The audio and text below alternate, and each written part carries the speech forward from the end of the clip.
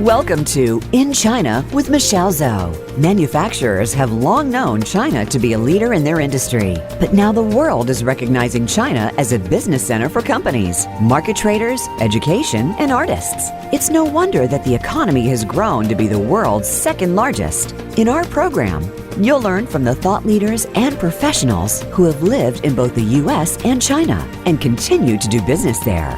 Now, here is your host, Michelle Zhou.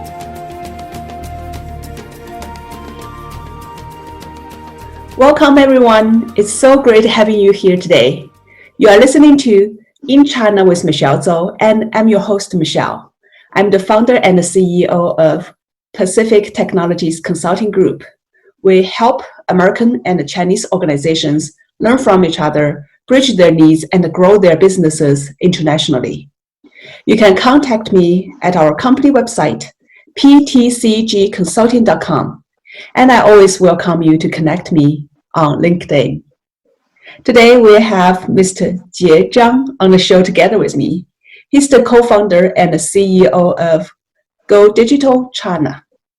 We're going to discuss grow your business in China through digital marketing.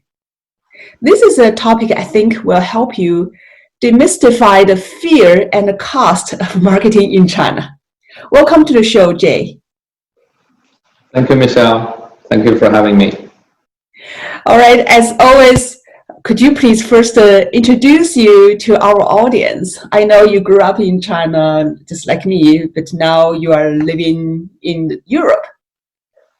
Hello, everyone. My name is Jie Zhang. You can call me Jie. And I am the co-founder and the CEO of GoDigitalChina, a technology startup based here in Oslo, Norway.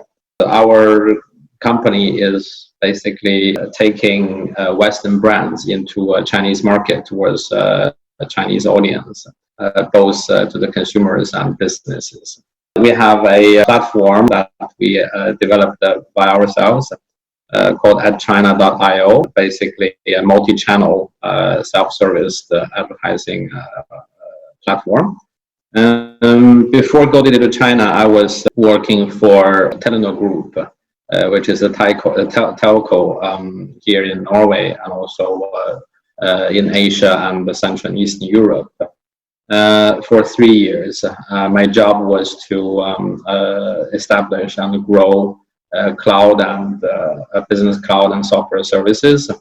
And before Telenor Group, I was working for Huawei in Europe for 8 years, from 2004 to 2012. I was running around setting up offices for Huawei at that time, run multiple operations in different countries. Yeah, that's pretty much myself. Sounds like you have been living in different places in Europe in the past more than 10 years. Yes. Where are the places you have been? I've been around, actually. My first stop was Romania, and then later on Serbia, Denmark, Sweden, Norway. Yeah, different places. Wow. So talking about digital marketing, before we jump into that, I'm very interested in what is people's attitude towards China in Northern Europe, especially the pandemic happened everywhere worldwide. And also, I know the current situation, China is the only country already have the COVID-19 in control now. In a recent report, June 2020, the IMF, International Monetary Fund, forecasted China's economic growth would be 1% versus the rest of the world is all decreasing, right? Worldwide, 4.9% in 2020, and the US is by 8% contracting. How is people's attitude maybe changed through 2020? And just like everybody else, we have experienced a roller coaster from the beginning of this year. We are a company quite international. Our headquarters is here in Oslo, but we have colleagues in Australia, in India, in Pakistan, in China as well. We usually have this gathering. We find a physical place and get together, and for team building and all hands meeting and so on. So we actually planned one all hands meeting in February in Shanghai, and then suddenly everything, when it broke out in China first, and then we just had to cancel everything. But then I think in March, you can see that in China, things are getting in control at that time already. But then at the same time, different countries are breaking out with the COVID-19. And then at that time, we saw immediately that, this is going to be very scary, for the rest of the world, because we saw what it took China to contain it. And then we also saw that most of the world was not ready to take same or similar measures to contain the at that time epidemic. And then, of course, it developed, as we saw, into a pandemic. And then in late March, when Europe was actually breaking out all over the place, especially in my region, the Nordics, and then different countries took different measures. I think in general, where I'm living in Norway, actually, it's pretty much under control. We see that people are very cautious still, but most part of the society is finding a new pattern of living in such an environment with, for example, closed borders towards certain area, and then many people working from home as much as possible. A lot of flexibility in the working place. A lot of companies, especially SMEs, are getting subsidies from the government. So it's a kind of a new norm we see. And also in the society, we see that there are also a positive impact. For example, a lot of social services are becoming digitalized, which has been happening in the past decade, for example. People are saying that the pandemic actually shortened the digitalization process in Norway for at least 10 years.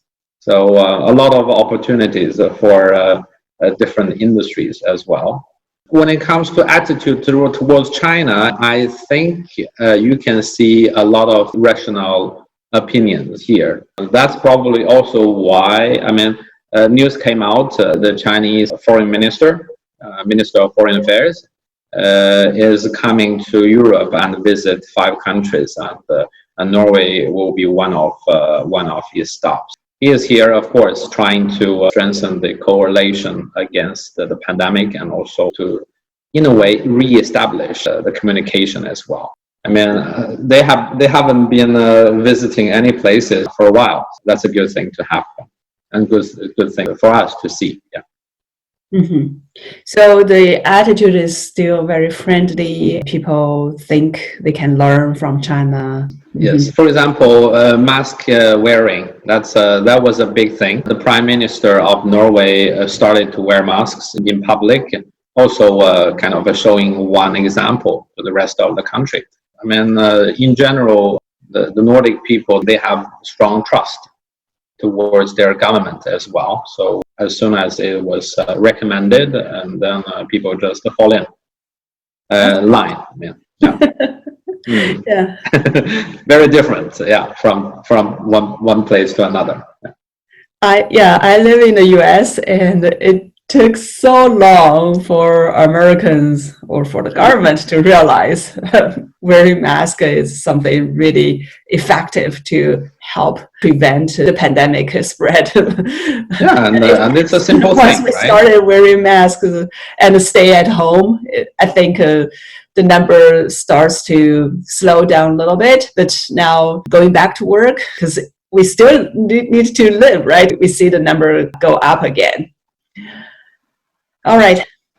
Now let's talk about business. As many people realize, China is a market is too good to be ignored, and also the number I just shared earlier, right? The forecast of the economy in China is still expanding, even though the forecast from pre-pandemic reduced to just 1%, but that's the only country in the world that still have a positive number in terms of growth.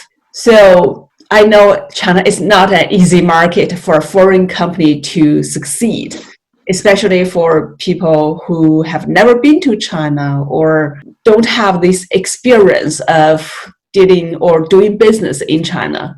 And some of those typical platforms, the worldwide platforms such as Google and Facebook and Twitter, all these kind of things, they are not accessible in China.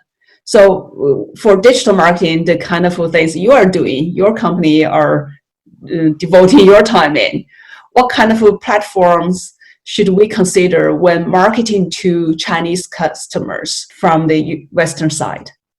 So first of all, as you said, I mean, rightfully, Chinese internet environment is very, very different compared to the rest of the world, mainly because that it was disconnected. And of course, it was at that time. The thing is that in China, not only the ecosystem is different, not only the players are different, but also very different regulations and the way of working as well in the internet industry. That will also impact our advertising methodology and possibilities.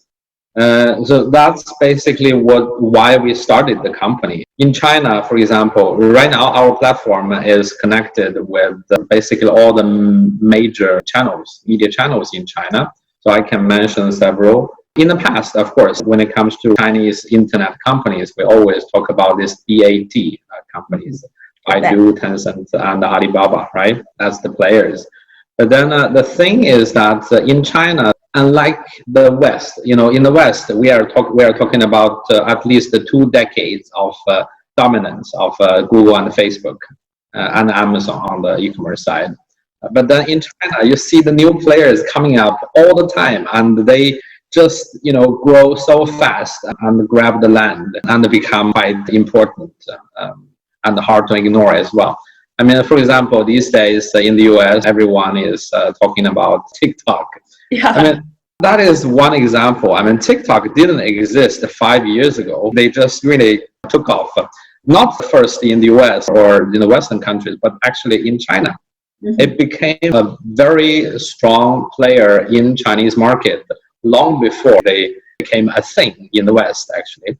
They actually took a lot of learnings that they got from China and then basically copied themselves from China to the rest of the world. In the past, in the early age of internet, we always talk about this business model of copy to China. Mm-hmm. And now actually we're talking about another way, actually copy from China to the West, and see how successful they became, of course, and maybe not anymore because of the political environment. Of course, that is one. Another example is on the e-commerce side. Everyone, when it comes into e-commerce in China, everyone thinks of Alibaba. Okay, Alibaba is everything, and maybe JD.com has a little bit there. But then suddenly, 3 years ago, there is this company called PDD came into the picture out of the blue. And then in 3 years, they got 300 million users, and then they got listed in the stock market in US. So this is how dynamic that market can be. So when someone go into Chinese market and they want to look at the digital marketing platforms and channels, they have to look at the traditional ones, like Tencent channels, for example, their social media QQ, their news app Tencent News, their video Tencent Video, and then WeChat, of course, that is the thing. And of course, Baidu is the dominant search engine in China, with similar or even more dominant than Google in the West, actually. In the West, you still, from time to time, can use Bing, but then in China, most people use very much Baidu. And also the mother company of TikTok, ByteDance, they have several very popular products, or let's say channels in China. You have Toutiao, which is a news app or news digest app, which feed you with the interest that they learn from you, basically. And then Douyin, the Chinese version or the original version of TikTok. And also, funny enough, they have even competing video services called Xigua or Watermelon Video. So they're as well. internal, the same company have their own competing services. Yes. So, and also, of course, we use a lot of LinkedIn as well for B2B customers, because LinkedIn in China is just like most of Microsoft products are separated in China than in the rest of the world. So LinkedIn Chinese is basically separated from LinkedIn in the rest of the world. And of course, there is this Chinese Twitter, or at least it started as a copy to China of Twitter called Weibo. That is another, I would say, channel that one can use. The global platform LinkedIn is the one that's available in China, but is the only one. Yes. Yeah, that's the only one. Basically, all the others are not accessible. And even for LinkedIn, their advertising backend is separated. So, for example, our platform is connected to LinkedIn in China that can display ads towards Chinese users, which is disconnected to the rest of the world. So basically everything in China is, on the internet side, is disconnected to the rest of the world. Okay, thanks for painting this picture for us so we can see, well, the rest of the world and China on a big island, kind of disconnected through the firewalls, all these things, but they have their own stuff, everything, even more. Yes, even more, I think. Okay, let's take a very quick break and we'll be back right away. You are listening to In China with Michelle Zhou. To call into our program today, please call 1-866-472-5790. That's 1-866-472-5790. You may also send an email to info@ptcgconsulting.com. Now, back to this week's program.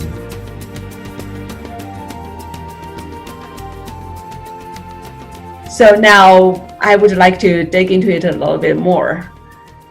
Can you please help us understand what are some common practices for digital marketing to the Chinese audience today? And what are the strengths and the weaknesses in those practices? In general, I think digital marketing in China is not as advanced and transparent in the West, actually. I mean, we are living in Europe, and we use a lot of services from Facebook, from Google, from LinkedIn, and so on to promote our own services. And also, we have many digital marketing experts in our team as well. We can all see that because of those strong regulations in China in the media industry and also internet industry, a lot of those media channels are relying very much on their agencies, a huge network of agencies. And we're talking about not only a network of agencies, but layers of agencies. So the common practice in China is, from my point of view, is not very transparent and is not very efficient either. The digital marketing budget the brands are spending are kind of diluted along the way through the layers of agencies. Yeah, at the same, each layer get a cut of everyone gets a cut. Yeah, and think about the money the advertiser put in at the end. Maybe only a small portion is really put on that platform for advertising. Unfortunately, yes. And also layers of agency is not very good for the data either, because again, when you have layers of agencies, then you have a higher chance of being manipulated when it comes to data collection. And also in China, because of the fierce competition between those players, the data is not actually managed to flow across those different media channels. Yeah, for example, I mean, Alibaba is head-to-head with Tencent. If you want to run a campaign on Tencent on WeChat, for example, it is impossible for you to direct all the traffic or the traffic directly into your store on Tmall.com, for example. These kind of things, it's really breaking out, breaking up the chain of the data. You said if you want to run a campaign on WeChat, which is a Tencent product, then it's impossible to direct the traffic that comes through WeChat to Tmall, which is Alibaba's product or service. So not directly. You have other detour ways of doing it, but not directly.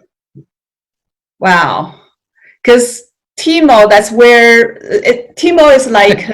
Let's think about the Amazon as a yes. Right? That's where the stores are. If I am selling some things, I'm putting my digital store on Tmall, and I'm using WeChat because for marketing, because that's everybody who would be on that WeChat. And I can't really drive sales on Tmall at the end. Not directly. So, in China, there is another, or the second largest e-commerce platform is called JD.com. Tencent is backing JD.com just to compete with Alibaba.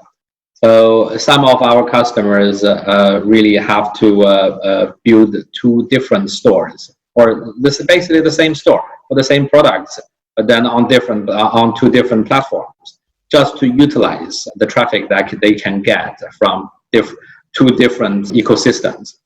I mean, they call it sometimes, it's like the tale of two cities. It's the Hangzhou, which is Alibaba, and then it's Shenzhen, which is Tencent. So it's really, they're head-to-head, and they're very much separated. And that is actually breaking up a lot of opportunities. So these are all the challenges. And then, of course, we are trying to solve that by creating this multi-channel experience. But again, going into Chinese market, I think there are several things that we have to have in mind. One is that don't rely on one channel because there are multiple channels. It's not necessarily correct that you pick one of them as the right decision from the very beginning. So test them out with different combination, and then see what's going to happen. Another thing, because of this kind of ecosystem in China, advertising in China is a very different experience compared to the West. I mean, I'm here in Norway. Whenever I have one, for example, article on our Facebook page, for example, I can just simply, okay, I'm going to spend $50 to promote this this article. Go. It is very simple, right? And that is in China, every account has to be approved. Advertising accounts on every media channel have to be approved. Every advertisement have to be reviewed and approved by the media channels because they are afraid of you saying something that is not legal or against the regulation. They have to approve everything, and also you have. Yeah. I think what you are saying is the censorship of the content. Yeah. Yes, it's not only the censorship. Actually, it's a little bit further than the censorship, because the censorship is something that you have already posted, right? They look at what you have already posted and see if it's going to be kind of taken down or not. But then when it comes to advertisement, because once you press the button, is out, right? So they have to do censorship before it's out. So it's actually one step ahead. compared to the normal censorship. Yeah, that's very interesting. So we cannot yeah. really just use whatever we think is right or the common practices in the Western world to apply to China when we go there. Exactly. Because it is complicated, but then we want to shield our customers from those complexity. We want to make it as binary as possible, because whenever we present something that is in the gray zone, and then our experience is that this is actually the cultural difference. I think in general, the Eastern culture is good at playing with the gray zones, or let's say is good at playing with something that is not so clear. But then in the Western culture, in Europe and in North America, for example, people are very much fond of something that is black or white, so that it's clear, right? It's binary.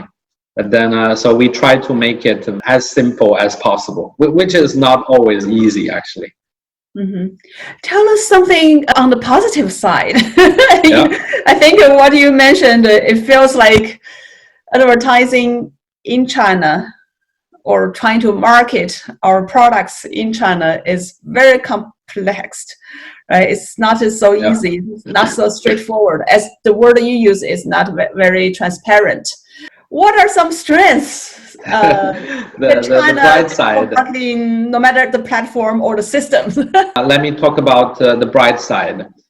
When the Western marketers go into Chinese market, or when they start to play with the tools that we have, there are several things they get really wow. I mean, really kind of excited.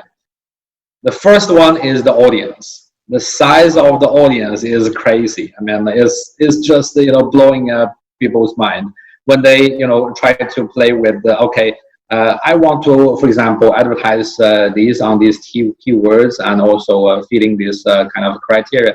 Okay, show me how big the audience I'm going to reach.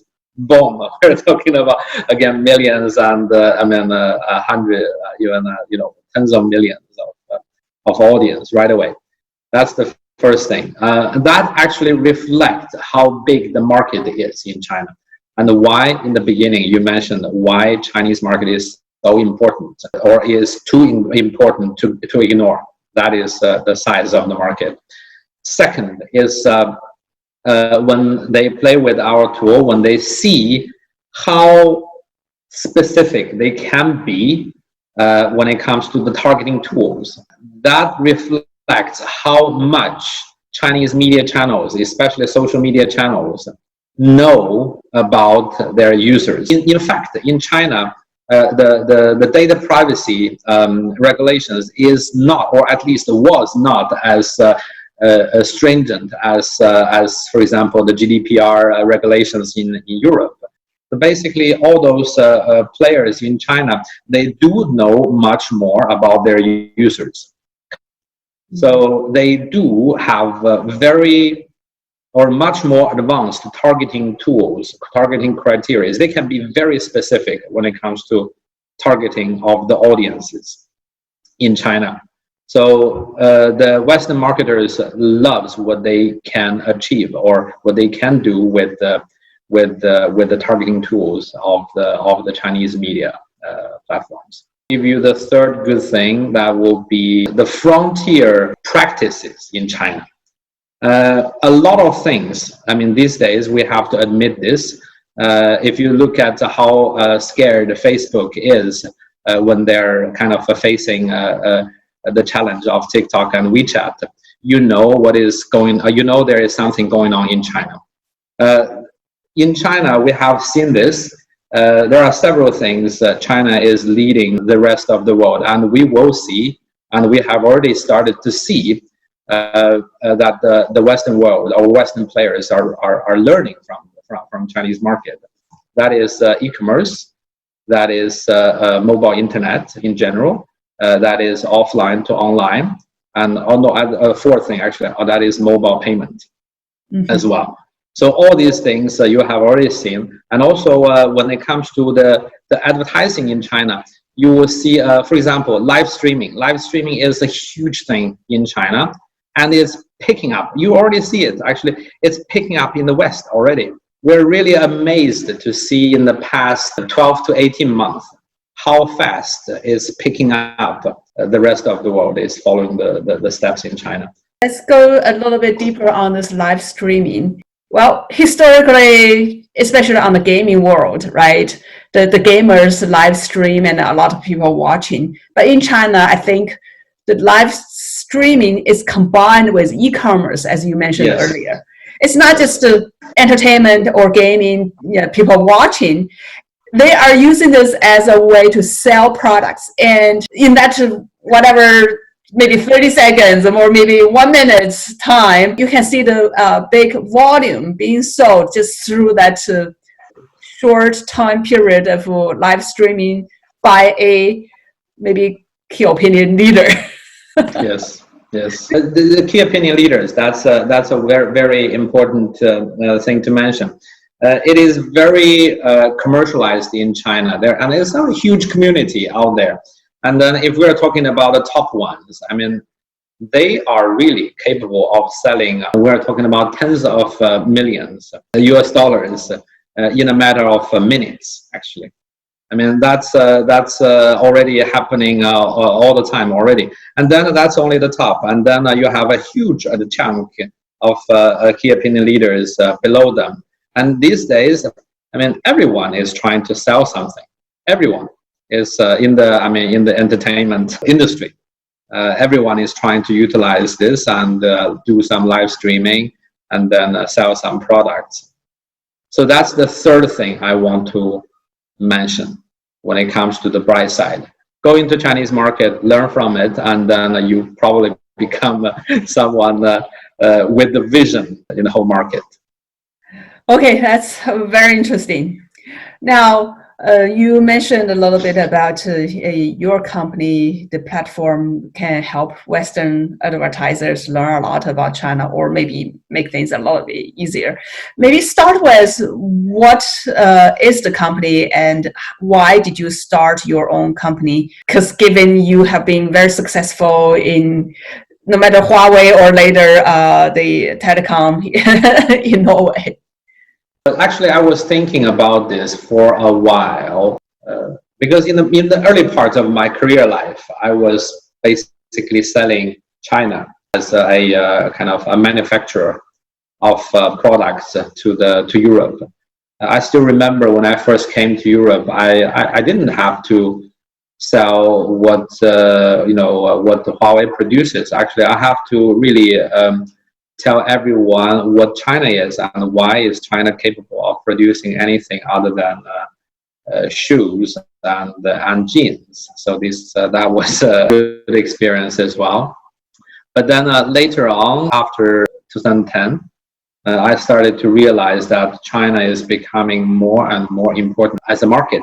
So China has to become, I mean, with the size of the economy, it has to become the largest market in the world.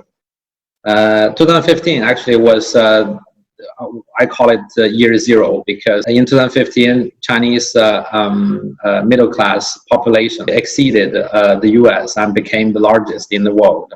And I thought that this is the right moment, or I was probably already late, but actually this is, we have to start right now, otherwise we're missing the train. But basically at that time, together with the two other co-founders, and then we decided to start up the company, helping the Western brands to go into Chinese market. That's how basically everything started. So you and your colleagues started this company, and what was the services you were providing at that time? Because I really like the name, right? GoDigitalChina. Yes. Tell us a little bit more about it. The name of the company actually was made not by me. Actually, it was made by one of my co-founders. He is now my chairman of the board. He's a Norwegian, and he is of course very much fond of digital. He was the head of digital services in Telenor Group. I was reporting to him when I was there. He is very fond of the idea of making China a destination as well as a market for the Western brands and businesses. And then we agree that the best way of going into Chinese market is the digital way. At least we want to make the decision of going into Chinese market a small decision, not a big decision. We want to make it available to smaller companies. We believe that this is not only an opportunity of business for us. This is also something very good for China and for the rest of the world, to get China and the rest of the world more connected. I think you pointed out something very important. Even just selling to China, traditionally it's through distributors, right? The importer, exporter, distributors, there are many layers there. And when you are using digital platforms, it can cut all these different layers. It can go just from the supplier, the manufacturer, directly to the buyers. So that's the power of digital and the technology today. Yes. The new model is replacing or reducing the cost for a company. Yeah. And you don't need to set up an office there like the big companies, right? No. And you don't need to necessarily find distributors, all these people to do this work for you. And all these decisions are too big. Especially, they have to make those big and important decisions from the very beginning. They're putting a strong or big bet. I mean, I have a couple of examples of our customers who actually got very interested into Chinese market, and then they found someone that they decided to, that convinced them in the beginning, sign a exclusive agreement. And 3 years after, nothing happened. And in the worst case, many or some of them even invested a lot into this kind of a model. So from our point of view, I mean, it's like a bet. We don't want to. We don't want any company to go into Chinese market thinking that they're gambling. We want them to go into Chinese market and test it out and make the conscious decisions along the way. So the goal when you founded the company was to reduce the entry barrier for Western companies to test out in China or go to China, sell into China. Okay, yes. That's the vision, I would say. Yeah. So what kind of services did you provide in the very beginning with this GoDigitalChina?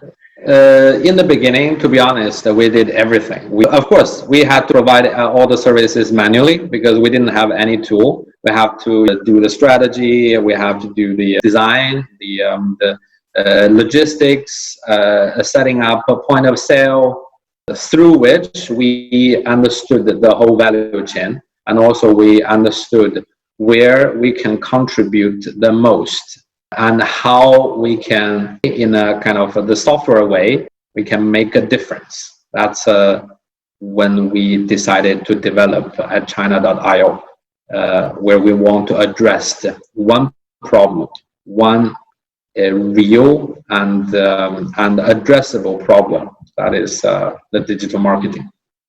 Okay. So you mentioned this new platform your company created to really help customers go digital China this time. Through the platform, through the service that the software or your company is providing, so they can really reduce their cost of going to China through digital marketing. Tell us more about this at China.io, what it is and how it can really help customers. Yes, at China.io is a multi-channel digital advertising platform. The architecture is very simple. It contains 3 parts. One part is in China, which is the APIs that it is connected to the major media channels. We connected with, at this moment, 10 different media channels that are covering pretty much everything that is, from our point of view, relevant and important. And then the second part is the interface, which is developed specifically for the habits and the experience of the Western marketers, who are very much used to the interfaces of Google and Facebook ecosystem. And then in the middle, we build a machine learning AI function that is capable of giving, hopefully in the future, smart suggestions. Right now, it's only suggestions to the advertisers when it comes to pick of channels, when it comes to messages, when it comes to targeting criteria that they can use. So the architecture is very, very clear. And then the good thing about the platform is that, first of all, it's multi-channel. As I said, you really have to test out. That is the first thing. Second thing is that it's transparent. It's connected via APIs. No one can manipulate anything. So it's transparent both on the cost side, meaning that you know exactly how much you're spending on buying media or buying traffic. Second is the data. All the data we're getting it in a near real-time way from all the media channels directly. It's compiled into reports, visual or graphic reports, according to the Western marketer expectation. The third is that it is so efficient because there is no agencies in between. You're putting everything that you want to spend in buying the traffic. And at the same time, platform, we managed to make it possible for SMEs to launch small campaigns. We're talking about hundreds of dollars because we believe in testing and iteration. We don't believe in big bets, and we only push the pedal when we see the pattern, when we see the right recipe. That's what, in essence, at China.io is. So my understanding is it's a self-service that customers can go and put in a little bit money, test out the different media platforms, that which one works. So in this way, even small companies can do their marketing through the Chinese media that their messages reach to the audience. Okay, I think it's time to take another quick break. Are you interested in expanding your business to China, but don't know how to start? Are you wondering how to grow your sales in the China market and win over competition? Meet Michelle Zhou and her team at Pacific Technologies Consulting Group. Our consultants are U.S.-China experts and have all lived and worked in both the U.S. and China, with many years' experience in market entry strategies, management, and execution. We can help you find the right partners, develop opportunities, and grow your business in China. Please visit ptcgconsulting.com today. Welcome back. Now let's move to the last part of this conversation.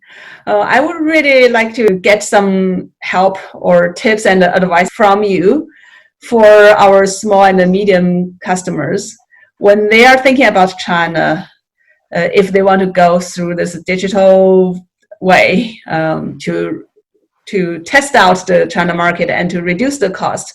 What are some things that they can learn from you or from all the things that you have seen for them to go to China? My suggestion to those SMBs that are currently considering Chinese market, there are several things that, from my point of view and our experience, is important. So the first one is that don't miss out, because everyone gets a new chance in Chinese market. Even the big brands, I mean, H&M, for example, a Sweden brand. And then the second thing is that try to go into Chinese market with a kind of an open mind. If you're already successful in your home market and, for example, some neighboring countries, try to use what has worked back home and test it out. And then, along the way, do some tweaks and see which trick is actually working better than the others. And that is what we are trying to tell our new customers as well.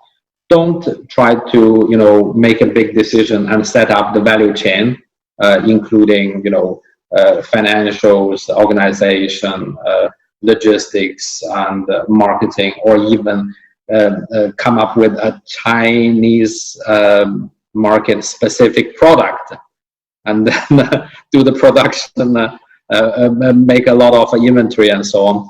Try not to do that. Try to sell your existing product in the easiest way, which is these days cross-border e-commerce. That is the easiest way of selling physical product right now to Chinese market. And then use get some orders and see if there is a willingness to pay, and see if you can grab the attention of your targeted audience, and see if the targeted audience is the same as your home market, and how to attract them. So, and then when you find your customers, solve the other problems, and the other problems are becoming, from my point of view, necessary to solve. So do it in this sequence instead of the other way around. So that means do the MVP, right? The minimum viable product to test it out. Then figure out what works. Then you invest more into it. Exactly. Yeah. Do it the internet way. Don't do it in the kind of the traditional way. Make a big bet and see if it flies. If you're testing, try to make the test as small as possible, and try to take the risk as small as possible as well. But do a lot of them, but instead of a big bet. That's a typical pitfall. And the third thing I would suggest is that you do need some expertise. It is important that you have this kind of the Chinese expertise close to you. And then, from our point of view, our company or our platform is just a tool, and everyone can use it. Customer can choose to use it themselves. The customer can choose to hire someone, a consultant, to do it for them. They can choose to hire, or they can choose to ask their existing agency to help them to do it. We would suggest that every customer have a little bit longer perspective when it comes to Chinese market. Test out. If it works, great. If it doesn't, fine. Do some iterations. Succeed the second day. For example, one of our customers in the beginning, they were very cautious, but then they kept on nurturing the market for about 18 months, actually, 1.5 years. And then now they became the biggest brand in their kind of a niche of the segment, which is amazing. I mean, if you look at how much it would have cost them if they go with this, the big splash strategy into Chinese market, and also what kind of risk they are going to take if they took that kind of strategy. It's just amazing. Can you give us a little bit more about how this particular customers, how this particular customer did or tested? What are different steps they took? Then finally they become successful in the China market in their sector. Yeah, in the beginning, because of the background of the company, it's a small consumer brand in a huge corporate, in a huge enterprise. So they have their organization in China. They decided, okay, we're going to this market with a big splash in the beginning. They actually took, from my point of view, the traditional mistake. And then we got to know them after they have actually tasted the first failure, actually. They spent a lot of money. They picked a partner. They bet on it. Nothing really happened. We took over the case. We looked at their product. We say that, okay, you know what, this product or this segment is not big yet, but then we see that it's going up. And the good thing is that they have a very good ambition, because they want to be the largest or the leading brand in this niche. They have a longer perspective as well. So we decided to take it slowly. First, we set up their media, we call it digital assets in China. We set up their official accounts in different relevant places or platforms, including WeChat, Weibo, Little Red Book, and Zhihu, which is the Chinese Quora platform. So these kind of places. And we started to accumulate content and start to build the community, start to build the topics around the product. It's a health supplement. And then, people start to talk about it. And then, we make sure that when we spend money, we spend it very carefully. And we try to not only build the brand, but also try to do some conversion in there as well. As I mentioned in the beginning, the health supplement is very kind of limited. There are very limited ways of promoting them. So we used a lot of different key opinion leaders. We try them out. Some are performing better than the others. Then we invest more in the ones that are performing, and then get rid of the ones that are not. But then at the same time, we'll continue to explore new influencers as well. So I think what you said, the first stage was this new, relatively small and just emerging segment. What this company did was educating the market through content, through many different ways. Yes. So digital assets, we set up the digital assets. We created a lot of content, tried to, as you said, educate the market, warm up the market. And then we accelerated with influencers to make it into a hot topic. And then the third stage was to boost the point of sales. So the point of sales, in the beginning, they had only one flagship store. And then we decided to open up several on multiple platforms. And then at the same time, we started to recruit them. I mean, this is the thing. With our experience, we don't believe that any distributor or retailers would take a new brand from abroad and sell it wholeheartedly. No one does that. Everyone would like to, take a free ride of a popular product out there in the market. So, but at this time, we become a popular product in the market already. So it's very easy for us to recruit and onboard the distributors and retailers. So then suddenly everyone is selling it, and it's dominant brand in the market for that sector. So that is a small case study of how it can be achieved. But again, start small and scale smart. And I can see it takes some time. But we also have some quick winners as well. But then those requires that there is a hot market for that specific product. There, you don't have to educate the market. You probably can come in with something very unique, or at least perceived as very unique. And then try to capitalize on the readiness of the market. So can you give us an example of something that you don't need to do the market education? People are consuming it already in China, but you just go and ride this big market opportunity in China through investing in digital marketing and through your platform that you help them. Yeah. I think there are many sectors in the market that are much more mature. And we have a lot of food brands as our customers. They come in and they try to address existing consumers of those products. But then when they come in, they usually have something new. Exposing your brand or exposing your product to the right consumers is not a problem. We have the platform, we have very good targeting tools and so on.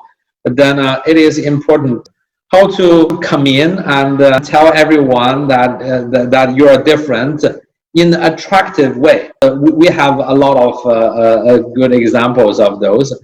Genius, customers coming up with something which actually worked. But again, don't bet on those. Try to make a set of different options, different messages, and then test them out and see which one is actually capturing the most. And that is the really that is the digital way of doing digital marketing. Thanks so much, Jay. I really appreciate your time and the tips, the knowledge you are sharing. I really, again, I want to thank you for inviting me to this podcast. And I hope our audience now feel more comfortable just to test out from small and then figure out what's the right way to sell into China, to market into China through some very easy tools to do. And you can find out more about the services that Jay mentioned about. It is at their website, GoDigitalChina.com or @china.io. It's AD China.io.